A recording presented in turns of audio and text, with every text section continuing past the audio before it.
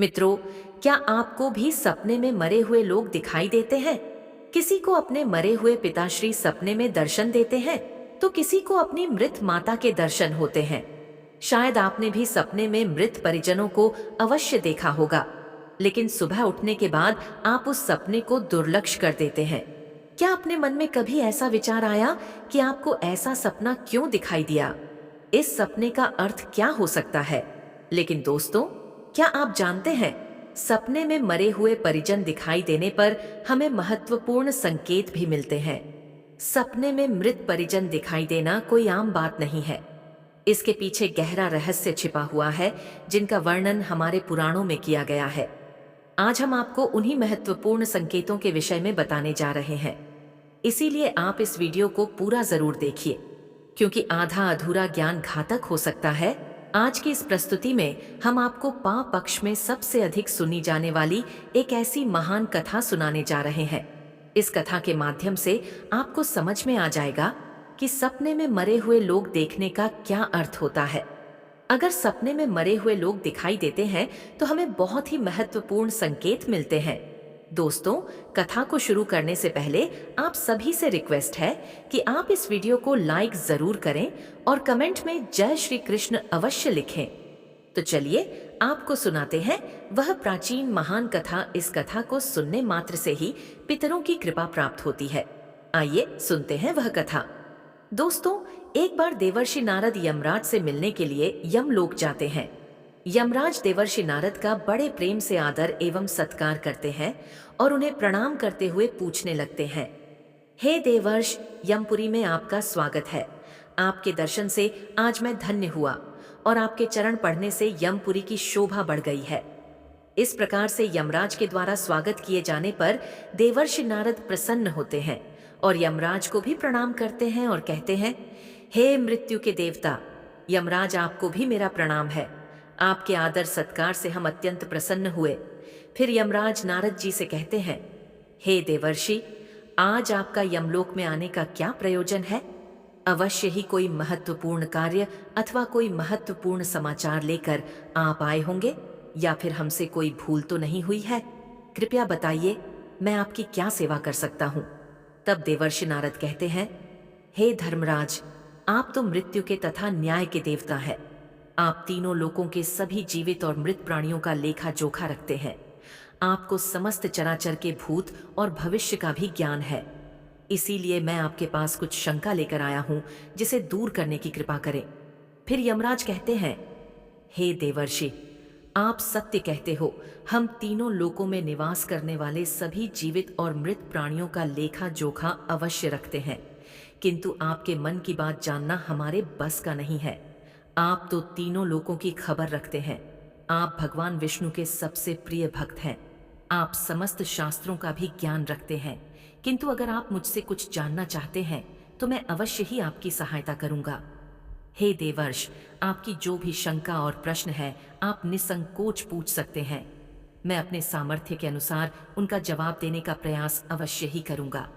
देवर्ष नारद कहते हैं, हे यमराज, मैं पृथ्वी लोक का भ्रमण करके आया हूँ।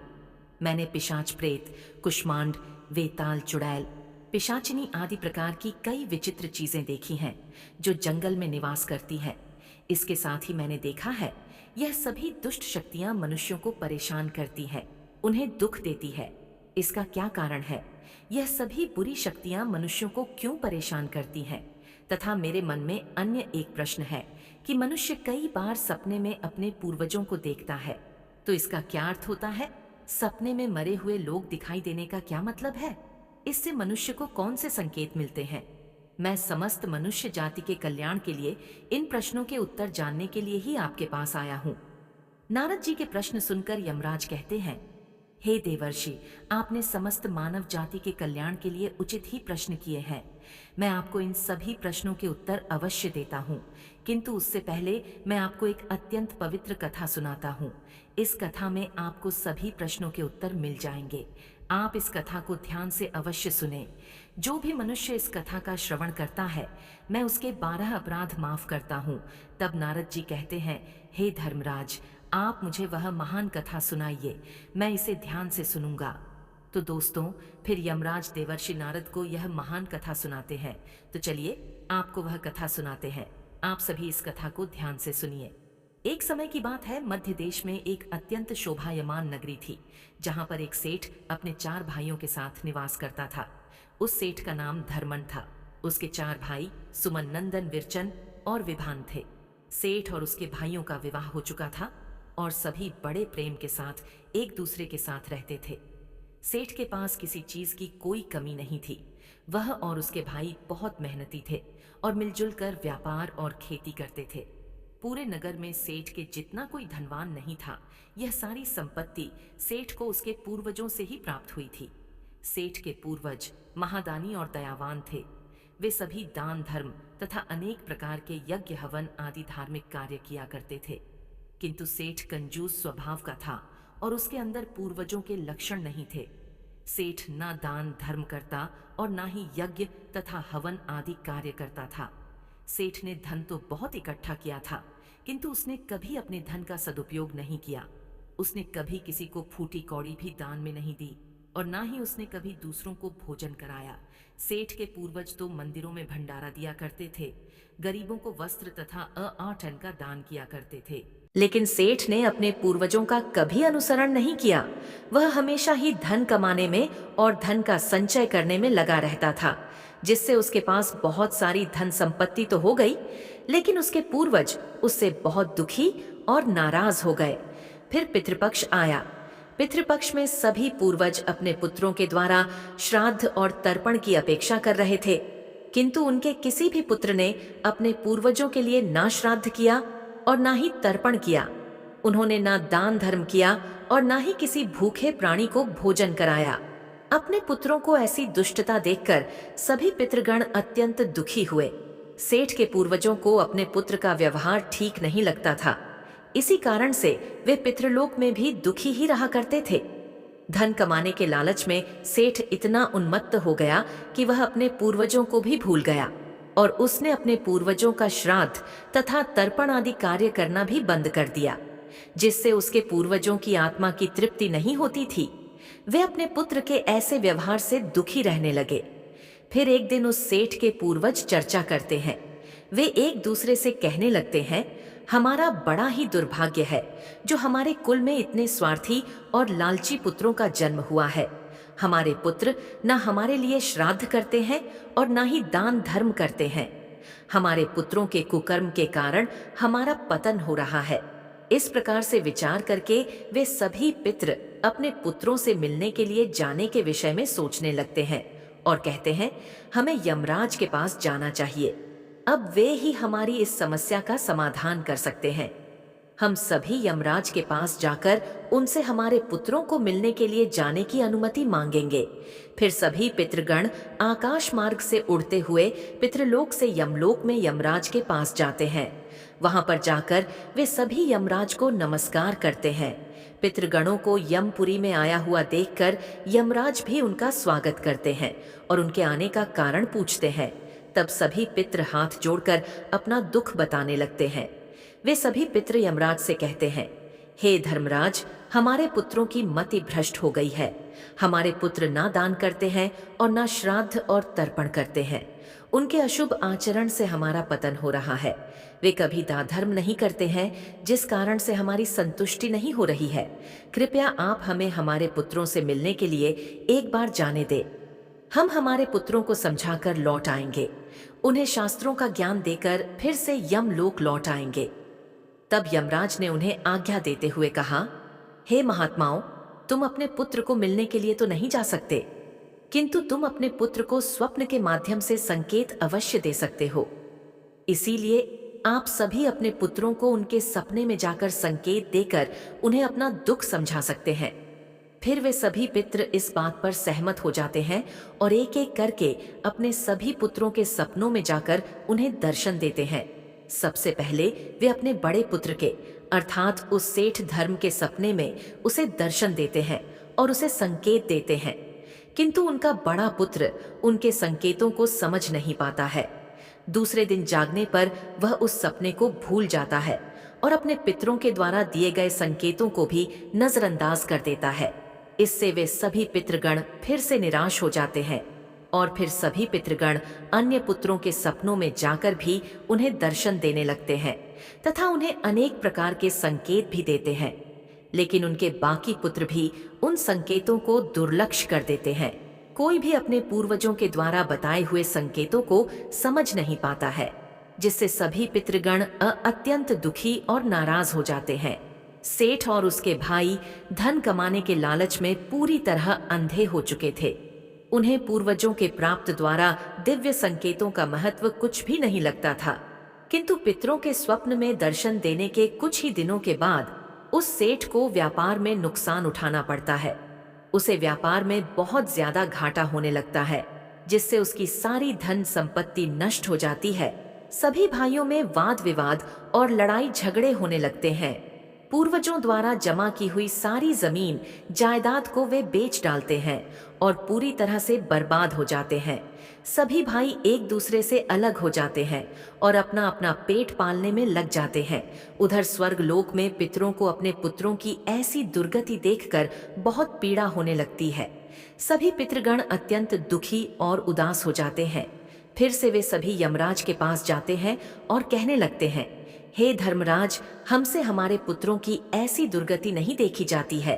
हमारे द्वारा किए गए सभी पुण्य कर्मों को हमारे पुत्रों ने नष्ट कर डाला है। कृपया आप कुछ ऐसा उपाय करें जिससे हमारे पुत्रों को उनकी भूल का पता चल जाए। फिर यमराज उन पितरों से कहते हैं, हे महात्माओं, तुम्हारी इस व्यथा को मैं समझता हूँ। मैं तुम्हारी अवश्य ही सहायता करूंगा। मैं स्वयं तुम्हारे पुत्रों के पास जाकर उन्हें उनकी भूल के बारे में बताता हूँ। फिर दोस्तों, यमराज अपने भैंसे पर सवार होकर पृथ्वी लोक पर आते हैं और उस सेठ के घर की तरफ जाने लगते हैं। जब यमराज सेठ के घर के समीप पहुंच जाते हैं, तभी वे एक साधु का रूप धारण कर लेते हैं। सबसे पहले वे उस सेठ के घर पर जाते हैं तो वह सेठ अत्यंत बीमार पड़ा हुआ होता है। द्वार पर जाकर यमराज कहने लगते हैं, भिक्षम देहि भिक्षा मधि, क्या घर में कोई है? हे माई, तुम्हारे द्वार पर एक साधु आया है जो बड़े दूर से यात्रा करके आया है। कोई हो तो भिक्षा दो। भिक्षा हम देही भिक्षा, अम देही द्वार पर आए। साधु को देखकर उस सेठ की पत्नी सुनंदा उनका स्वागत करती है और कहती है, पधारिए। हे साधु महाराज, आपका स्वागत है।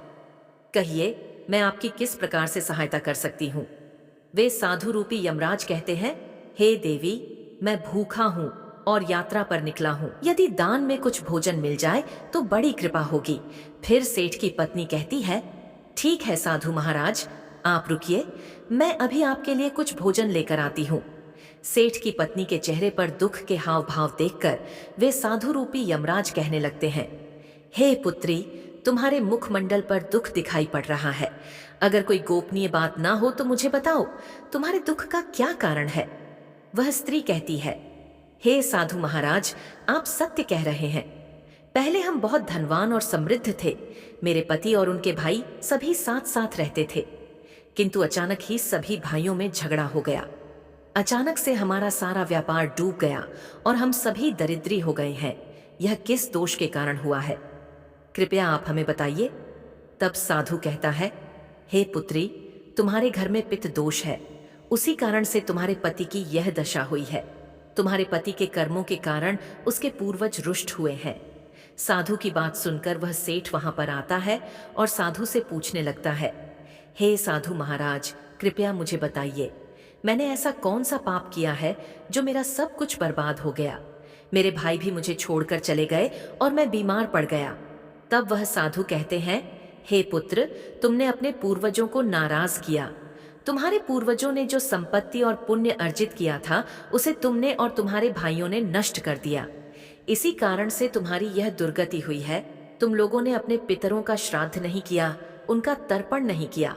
इसी कारण से तुम्हारे सभी पूर्वज तुमसे रुष्ट हो गए हैं। तुम्हारे पूर्वजों ने सपने में आकर तुम्हें कई महत्वपूर्ण संकेत दिए थे, किंतु तुमने उन संकेतों को दुर्लक्ष्य कर दिया और अपने पूर्वजों को अपमानित किया है। यही कारण है कि तुम्हारा सारा वैभव नष्ट हो चुका है। इस प्रकार से उस साधु के द्वारा बताने पर उस सेठ को सब कुछ पता चल जाता है। उसे याद आता है कि उसके सपने में उसके पूर्वजों ने उसे दर्शन दिए थे। वह सेठ उस साधु से कहता है, हे साधु, महात्मा आप सत्य कह रहे हैं। हमारे पूर्वजों ने हमें सपने में दर्शन अवश्य दिए थे, किंतु हम उनके द्वारा दिए गए केतों को समझ नहीं पाए। कृपया आप मुझे सपने में पूर्वजों को देखने पर क्या संकेत मिलते हैं, इस बारे में बताइए। फिर वह साधु कहते हैं, हे पुत्र, अब तुम ध्यान से सुनो। मैं तुम्हें सपने में पूर्वज दिखाई देने पर मिलने वाले संकेतों के बारे में बताता हूँ। साधु रूपी यमराज कहते हैं, हे पुत्र, यदि पितरों का उद्धार नहीं होता है तो वे प्रेत योनि में ही मृत्यु लोक पर भटक रहे होते हैं। वे भूख प्यास से व्याकुल होकर अपने परिवारजनों के घर में प्रवेश करते हैं। सुनो वत्स, अब मैं तुम्हें उन सभी संकेतों के बारे में बताता हूँ जो तुम्हें ध्यान में रखना चाहिए। यमराज ने साधु के वेश में सेठ को बताया, यदि तुम अपने सपने में अपने पूर्वजों को भूख और प्यास से व्याकुल देखते हो तो यह संकेत अत्यंत महत्वपूर्ण है। इसका तात्पर्य यह है कि तुम्हारे पितृ अभी भी प्रेत योनि में भटक रहे हैं।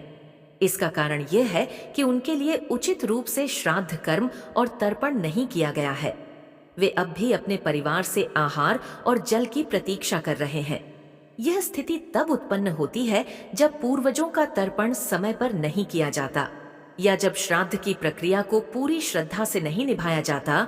तुम्हारे पूर्वज स्वप्न के माध्यम से अपनी पीड़ा व्यक्त कर रहे हैं ताकि तुम उनकी स्थिति को समझो और उनके लिए आवश्यक धार्मिक अनुष्ठान कर सको। इस समस्या का समाधान यही है कि अपने पितरों के लिए विधि पूर्वक श्राद्ध कर्म और तर्पण किया जाए। सेठ को और स्पष्ट करते हुए यमराज बोले, अगर तुम्हें अपने सपने में मृत पूर्वज जंजीरों में बंधे हुए दिखाई देते हैं तो यह अत्यंत चिंता का विषय है। यह संकेत इस बात का प्रतीक है कि तुम्हारे पितृ किसी बंधन में हैं और उन्हें मुक्ति नहीं मिल पाई है। यह स्थिति तब उत्पन्न होती है जब उनके श्राद्ध या तर्पण समय पर नहीं किए जाते या उनके लिए आवश्यक धार्मिक कृत्य अधूरे रहते हैं।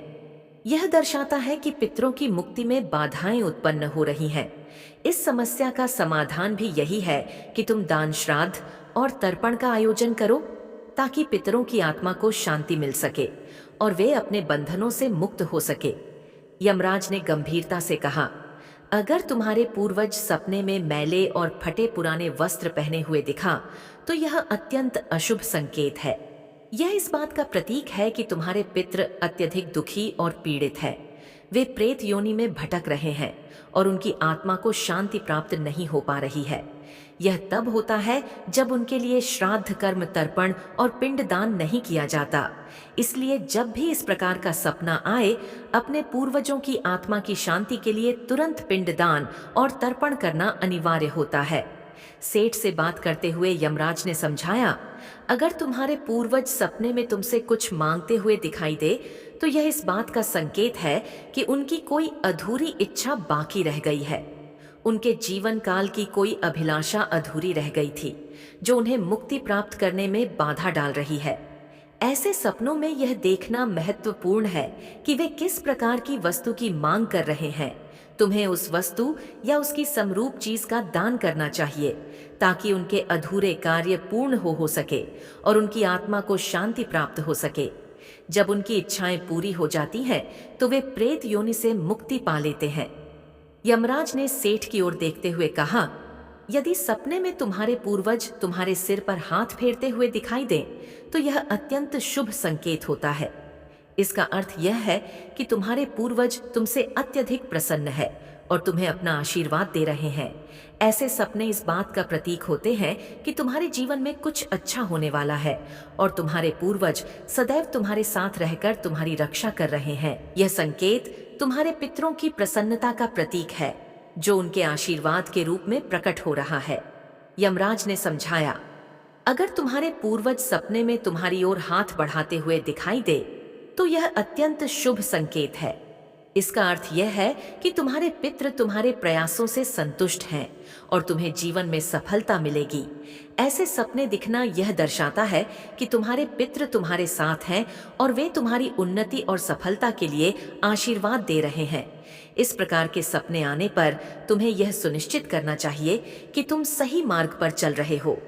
यमराज ने चिंतित स्वर में कहा, यदि सपने में तुम्हारे पूर्वज अचानक अदृश्य हो जाते हैं तो यह एक अशुभ संकेत होता है। इसका अर्थ है कि तुम्हारे जीवन में कोई संकट आने वाला है और तुम्हें सावधान हो जाना चाहिए। यह सपने इस बात का सूचक है कि निकट भविष्य में कोई बड़ी कठिनाई तुम्हारे सामने आ सकती है। ऐसे सपनों से यह सीख मिलती है कि हमें मानसिक और आध्यात्मिक रूप से किसी भी आने वाले कष्ट के लिए तैयार रहना चाहिए। सेठ को और अधिक गंभीर होते हुए यमराज बोले, अगर सपने में तुम्हारे पूर्वज क्रोधित अवस्था में दिखाई दे तो यह इस बात का संकेत है कि वे तुमसे नाराज हैं। इसका अर्थ यह है कि तुम कोई ऐसा कार्य कर रहे हो जो उन्हें पसंद नहीं है और वे चाहते हैं कि तुम उस कार्य को बंद कर दो। यह एक चेतावनी है कि तुम्हारे कर्मों में कोई कमी है और तुम्हें अपने मार्ग पर विचार करना चाहिए। इस प्रकार का सपना आने पर तुम्हें अपने कार्यों की समीक्षा करनी चाहिए और सही मार्ग पर चलने का प्रयास करना चाहिए। यमराज ने दुख भरे स्वर में कहा, अगर तुम अपने सपने में अपने पूर्वजों को रोते हुए देखो तो यह अत्यंत अशुभ संकेत है। इस बात का प्रतीक है कि तुम्हारे जीवन में कोई बड़ा संकट आने वाला है और तुम्हारे पूर्वज उस संकट से बहुत दुखी है। यह सपने इस बात की चेतावनी देते हैं कि तुम्हें सतर्क हो जाना चाहिए और ईश्वर की भक्ति में मन लगाना चाहिए ताकि उस संकट से तुम्हारी रक्षा हो सके। यमराज मुस्कुराते हुए बोले, यदि सपने में तुम्हारे पूर्वज स्वस्थ, प्रसन्न और तेजस्वी दिखाई दे तो यह अत्यंत शुभ संकेत है। इसका अर्थ है कि तुम्हारे पितरों को मुक्ति मिल चुकी है और वे तुमसे प्रसन्न हैं। ऐसे सपने इस बात का संकेत होते हैं कि तुम्हारे पितृ तुम्हें आशीर्वाद दे रहे हैं और तुम्हारे जीवन में सुख, शांति और समृद्धि आने वाली है। यह संकेत यह दर्शाता है कि तुम सही मार्ग पर हो और तुम्हारे पूर्वज तुम्हारी प्रगति से संतुष्ट है। यमराज ने चेतावनी भरे स्वर में कहा, अगर पितृपक्ष के दौरान तुम्हें सपने में घोड़ा, हाथी, बैल या कोई विकृत मनुष्य दिखाई दे तो यह इस बात का संकेत है कि तुम्हारे पितरों की मुक्ति नहीं हुई है और वे अब भी प्रेत योनि में भटक रहे हैं। यह इस बात का भी संकेत है कि वे तुमसे अत्यंत दुखी हैं। ऐसे संकेत मिलने पर तुम्हें तुरंत पितरों की संतुष्टि के लिए दान और श्राद्ध करना चाहिए ताकि उनकी आत्मा को शांति मिल सके। अंत में यमराज बोले, यदि तुम्हें सपने में कोई जानवर जैसे कुत्ता, बैल, गाय या अन्य पशु मनुष्य की तरह बात करते हुए दिखाई दे तो यह अत्यंत विचलित करने वाला संकेत है। इसका अर्थ यह है कि तुम्हारे पितरों की आत्मा को शांति नहीं मिल रही है। यह इस बात का संकेत है कि तुमने उनके लिए आवश्यक धार्मिक कृत्य अधूरे छोड़े हैं। इस स्थिति में तुम्हें तर्पण, पिंडदान या अन्य धार्मिक अनुष्ठान करके अपने पितरों की आत्मा की शांति के लिए प्रार्थना करनी चाहिए। तब वह साधु कहता है, हे पुत्र, यदि तुम्हें भी इस प्रकार के सपने दिखाई पड़े हैं तो तुम्हें अपने पूर्वजों को प्रसन्न करने के लिए दान, धर्म, तर्पण, श्राद्ध आदि कर्म करने चाहिए जिससे तुम्हारे सभी कष्ट दूर होंगे। उस साधु की बात सुनकर उस सेठ को अपनी गलती का एहसास हो जाता है और वह तुरंत ही अपने भाइयों के पास जाता है और उन्हें साधु के द्वारा बताई हुई बात बता देता है। फिर सभी भाइयों को समझ में आ जाता है कि उनके पूर्वज उन्हें सपने में आकर संकेत दे रहे थे। फिर वे सभी भाई मिलकर नदी के तट पर जाते हैं और अपने पूर्वजों के लिए श्राद्ध, तर्पण, दान, धर्म आदि कार्य करते हैं और अपने पितरों को संतुष्ट करते हैं। फिर एक दिन उनके पूर्वज उनके सपने में आकर उन्हें दर्शन देते हैं और उन्हें नाना प्रकार के संकेत देते हैं। वे सभी संकेत शुभ होते हैं। अपने पितरों के द्वारा शुभ संकेत प्राप्त होने पर उन सभी भाइयों का जीवन खुशियों से भर जाता है। उनके सभी रोग और दोष समाप्त होते हैं। वे फिर एकजुट होकर रहने लगते हैं और खूब तरक्की करते हैं।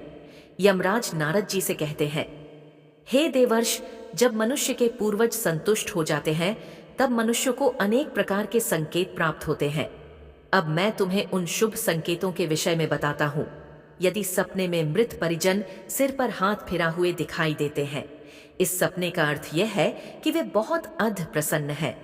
पूर्वज यह संकेत दे रहे हैं कि उस मनुष्य के जीवन में कुछ बहुत ही अच्छा होने वाला है। यदि पूर्वज मनुष्य की ओर हाथ बढ़ाते हुए दिखाई देते हैं तो पूर्वज यह संकेत दे रहे हैं कि मनुष्य जो भी काम कर रहे हैं उससे वे संतुष्ट है और उसे उस कार्य में अवश्य ही सफलता प्राप्त होगी। यदि सपने में पूर्वज स्वस्थ दिखाई देते हैं, उनके मुखमंडल पर तेज दिखाई देता है और उनके वस्त्र चमकीले और सफेद रंग के होते हैं, तो उन पितरों को मुक्ति मिल चुकी है, ऐसा समझना चाहिए। अगर सपने में पूर्वज दूर आकाश में बादलों पर बैठे हुए दिखाई देते हैं, तो यह शुभ संकेत है। मनुष्य के पूर्वज अत्यंत प्रसन्न है और उसे आशीर्वाद दे रहे हैं। इस प्रकार से उन सभी भाइयों को पूर्वजों के द्वारा शुभ संकेत प्राप्त होते हैं और उनका खोया हुआ सारा धन और संपत्ति उन्हें वापस मिल जाते हैं और सभी भाई मिलजुल कर एक साथ रहने लगते हैं और सुखपूर्वक 100 वर्षों तक जीवन व्यतीत करके दिव्य विमानों में बैठकर पितृलोक चले जाते हैं। तो दोस्तों, इस प्रकार से यमराज ने देवर्षि नारद को पितरों के द्वारा मिलने वाले संकेत बताए हैं। आपको यह कथा कैसी लगी? कमेंट करके जरूर और वीडियो को लाइक करके चैनल को सब्सक्राइब जरूर कर ले। धन्यवाद।